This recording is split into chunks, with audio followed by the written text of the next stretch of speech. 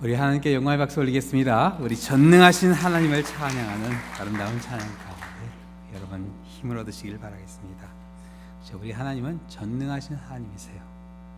하나님께서 우리와 함께 하시기 때문에 사실 걱정, 염려할 필요 없습니다. 이 인생을 살다 보면요, 힘들고 지칠 때가 있어요. 그런 순간이 되면 정말 전능하신 하나님이 나와 함께 하시는가 의심될 때도 있습니다. 바로 그 순간이 우리의 믿음이 회복되어야 되는 그런 순간이에요. 오늘 이 말씀에 보면요, 하나님께서 에스겔에 또 당시 바벨론에서 포로 생활했던 많은 유대인들에게 그들의 그 믿음을 회복시켜 주시는 그 놀라운 환상을 보여주십니다. 말씀 가운데 여러분의 그 믿음이 회복된 역사가 일어나기를 우리 주님의 이름으로 축원합니다. 우리 자부님 한번 인사하시겠습니다. 회복해 주십니다 하고 인사해 주세요. 우리의 믿음을 회복해 주시는 하나님의 은총이 이 한 주간 여러분과 함께 하시기를 기도하겠습니다. 사랑의 하나님 아버지, 감사합니다.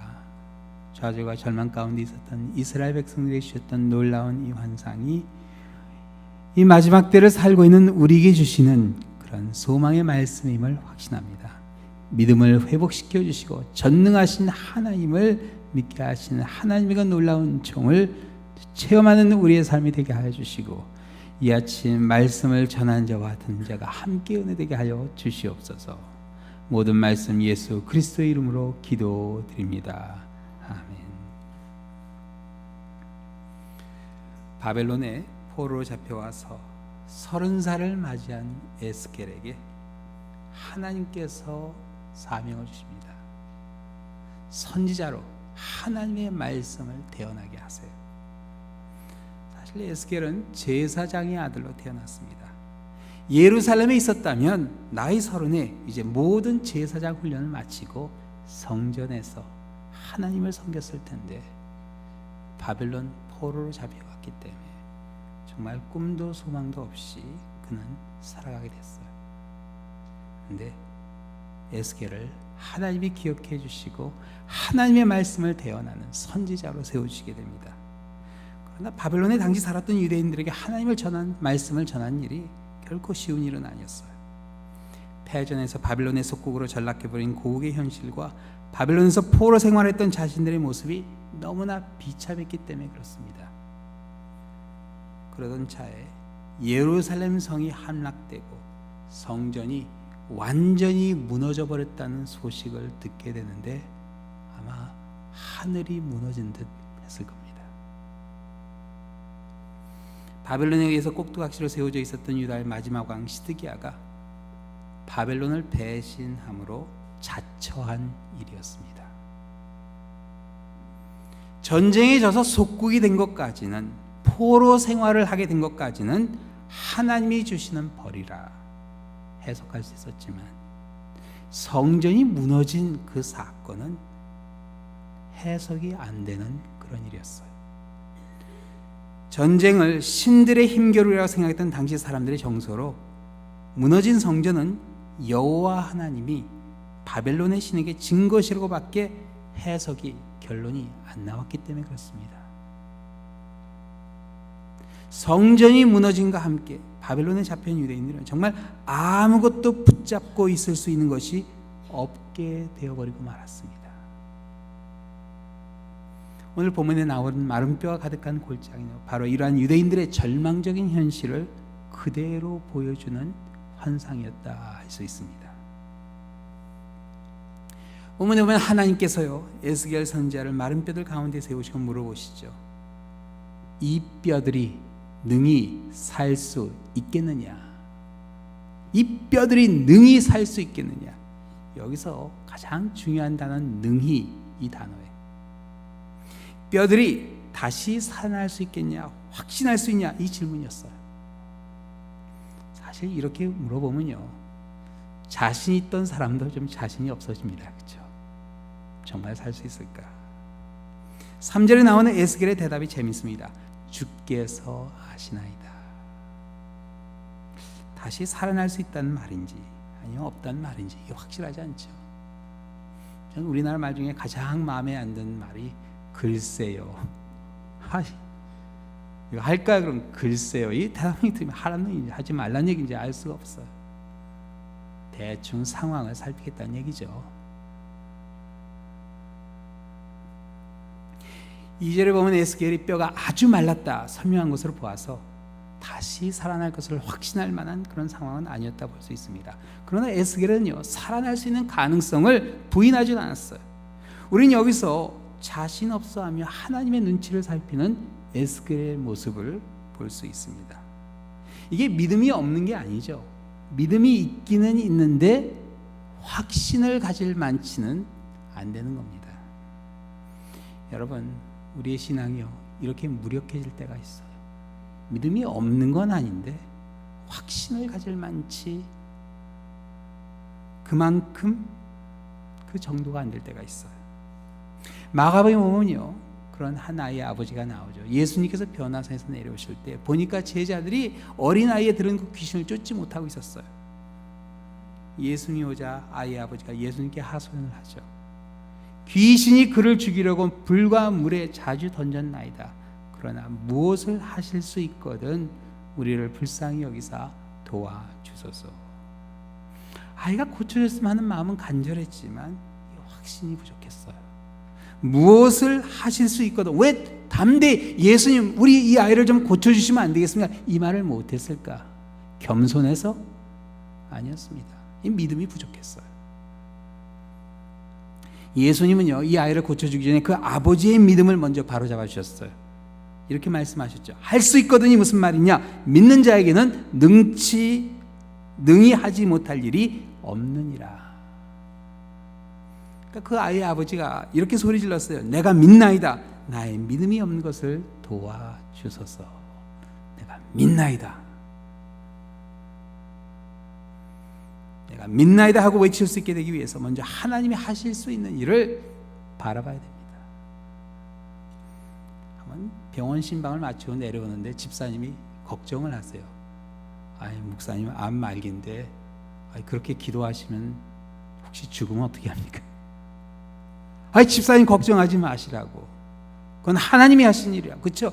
어느 한순간 우리 믿음이 그 정도밖에 안 될 때가 있어요. 아니, 기도를 하고 내려왔는데 무슨 걱정입니까? 하나님이 들어주실 것을 확신하고 기도해야죠. 하나님은요, 우리로 하여금 하나님이 하실 일을 바라보게 하세요.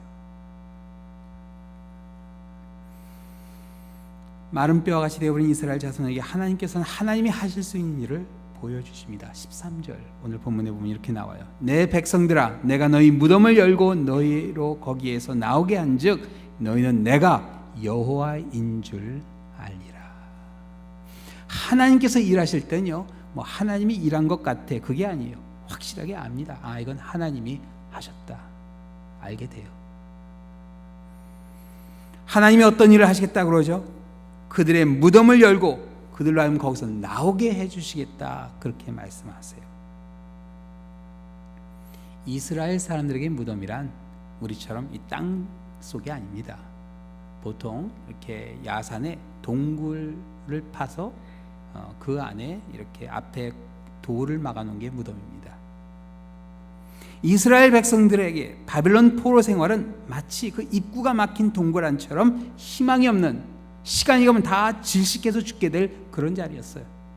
실제로 에스더서에 보면 나오지만 민족 전체가 말살당할 뻔한 그런 사건들이 벌어졌었습니다.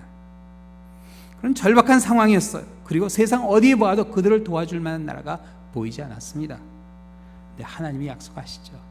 그 무덤문을 여시고 나오게 해주시겠다. 설사 거기서 나올 기력이 없다 할지라도 어떻게 해주세요? 하나님께서 하나님의 영을 그 속에 두어서 걸어 나올 수 있게 해주시겠다 약속하십니다. 무덤문이 열리는 것도 무덤에서 걸어 나오는 것도 다 하나님이 할 수 있게 해주시겠다 약속하십니다. 100% 다 하나님이 하실 일이란 뜻이에요. 자, 그러면 이스라엘 백성들이 할 일은 전혀 없나? 아니었습니다. 그들이 할 일이 딱 하나 있는데 이 말씀을 해주신 하나님의 말씀의 언약을 믿는 일이었어요. 이게 바로 회복입니다. 하나님께서요, 우리의 믿음을 회복시켜 주시는 일을 할 때가 있어요. 이 회복의 시간이 되면요, 하나님이 꼭 하신 일인데 우리로 하여금 아무것도 못하게 하세요. 아무것도 못하게 하세요. 그리고 하나님만 믿게 하십니다. 이스라엘 백성들에게 예루살렘 성전은 마치 물에 빠진 사람이 잡으려 했던 지푸라기와 같았어요. 근데 하나님이요, 그걸 놓게 하시죠. 성전을 그냥 다 부숴버리십니다. 그 일이 일어났을 때 시편 137편에 보면 당시 이스라엘 자손들이 어떤 심정이었는지 너무나 확실히 보여줘요. 우리가 바벨론의 여러 강변 거기에 앉아서 시온을 기억하며 울었도다. 성전이 무너졌다는 얘기를 듣고요, 땅을 치며 운 겁니다. 그 중에 버드나무에 우리가 우리의 수금을 걸었나니 이는 우리를 사로잡은 자가 거기서 우리에게 노래를 청하여 우리를 황폐하게 한 자의 기쁨을 청하고 자기들을 위하여 시온의 노래 중 하나를 노래하게 함이로다. 우리가 이방 땅에서 어찌 여호와의 노래를 부를까? 예루살렘아, 내가 너를 잊을진데 내 오른손이 내 재주를 잊을지로다. 내가 예루살렘을 기억하지 아니하거나 내가 가장 즐거워하는 것보다 더 즐거워하지 아니할지니 내 혀가 내 입천장에 붙을지로다. 여호와여, 예루살렘이 멸망하던 날을 기억하시고.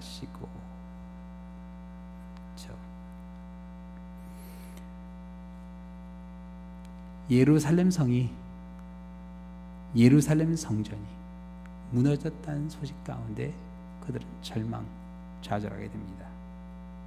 그러나 하나님은요, 그들로 하여금 그 성전을 놓게 하시고 성전보다 크신 하나님을 붙잡게 믿게 해주세요. 그들에게 남은 것은 하나님밖에 없게 됩니다. 자, 이 하나님을 붙잡는 것이 무엇을 의미하는지 오늘 본문에 아주 정확히 나옵니다. 오늘 본문에 보면 하나님께서 에스겔에게 어떻게 하시죠? 하나님의 말씀을 대언하게 하세요. 우리 성경엔 대언이라 그렇게 나오는데 영어 번역에 보면요, prophecy, 예언이라 그렇게 나옵니다. 하나님이 하실 일을 예언하게 하세요. 믿음이라 하는 것은 예언입니다. 하나님이 하실 일을 미리 바라보는 게 믿음이에요. 하나님께서는 에스겔에게 마치 앵무새처럼 대언하게 하십니다. 하나님이 차라리 직접 말씀하시지 왜 굳이 에스겔을 통해서 그렇게 대언하게 하셨을까? 그런데 그런 필요가 있었어요. 에스겔이요, 하나님의 말씀을 대언할 때 어떤 일이 일어나죠? 7절 8절에 보면요, 이에 내가 명령을 따라 대언하니, 대언할 때 소리가 나고 움직이며 이 뼈 저 뼈가 들어맞아 뼈들이 서로 연락되더라. 내가 또 보니 그 뼈에 힘줄이 생기고 살이 오르며 그 위에 가죽이 덮이나 그 속에 생기는 없더라. 뼈들이 서로 연결되고 살이 올라 죽은 사람이 부활하게 된 역사가 대언했을 때 일어나게 됩니다. 하나님이 해주신 말씀을 들으면서 이게 과연 일어날 수 있을까? 그런 의심할 수 있는데 그걸 그대로 대언해 보니까 그 일이 일어나는 거예요. 하나님이요, 에스겔로 하여금 그걸 체험하게 해주세요. 불가능하다고 생각하는 일이 일어날 수 있구나. 그리고 에스겔이 생기가 오도록 대언하자 생기가 사람들에게 들어가서 큰 군대가 됐다. 오늘 본문에 보면 그 군대가 바로 이스라엘 자손이라 그렇게 설명해 주셨습니다. 하나님이요, 에스겔에게 대언하게 하신 이유는 바로 에스겔로 하여금 하나님의 말씀을 선포해야 된다는 그 필요성을 알려주시기 위해서, 깨닫게 하시기 위해서 대언하게 하신 겁니다. 사람들이 들을까? 사람들이 관심을 가질까? 그런 의심할 수 있어요. 그렇죠? 우리도 이 주위를 바라보면은 과연 사람들이 하나님의 말씀을 들을까? 의심할 수 있습니다. 그러나 선포해야 돼요.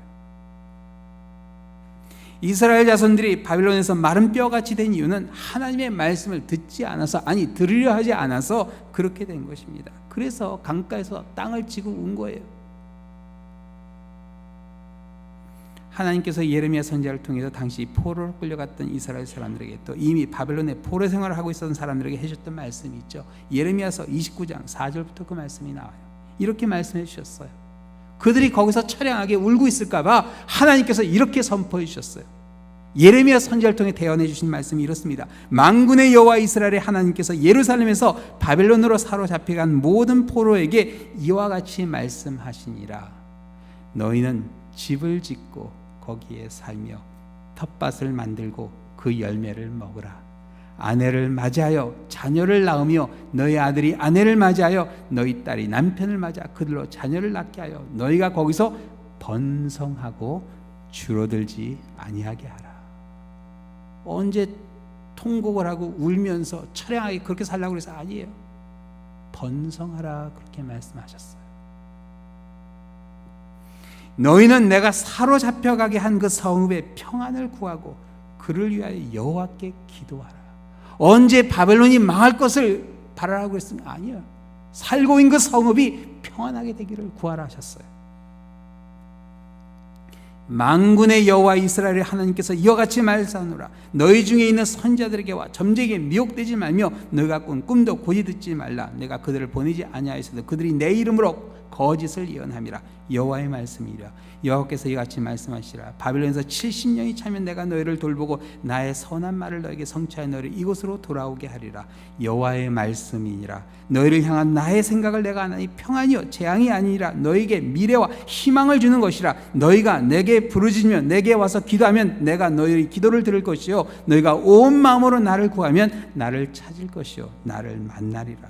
이것은 여호와의 말씀이니라. 나는 너희를 만날 것이며 너희들을 포로 중에서 다시 돌아오게 하되 내가 쫓아보냈던 나라들과 그 모든 곳에서 모아 사로잡혀 떠났던 그곳으로 돌아오게 하리라. 이것은 여호와의 말씀이니라. 아니 이렇게 확실하게 말씀해 주는데 왜 못 들었을까?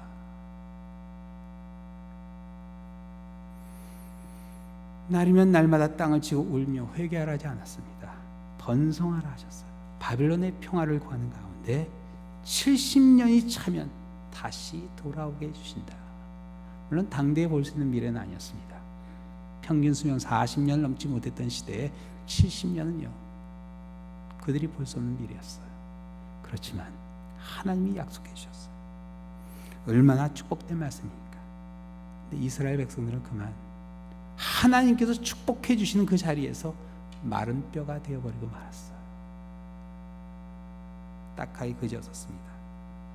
하나님의 말씀을 듣지 않으면요 마른 뼈가 되어버립니다. 마지막 때를 살고 있는 우리에게 하나님께서 주신 말씀이 있죠. 어떻게 살라 하셨죠? 예수님이 오시는 날짜를 바라보면서 전전긍긍하면서 초조하게 살라 아니었어요. 뭐라고 그러셨죠?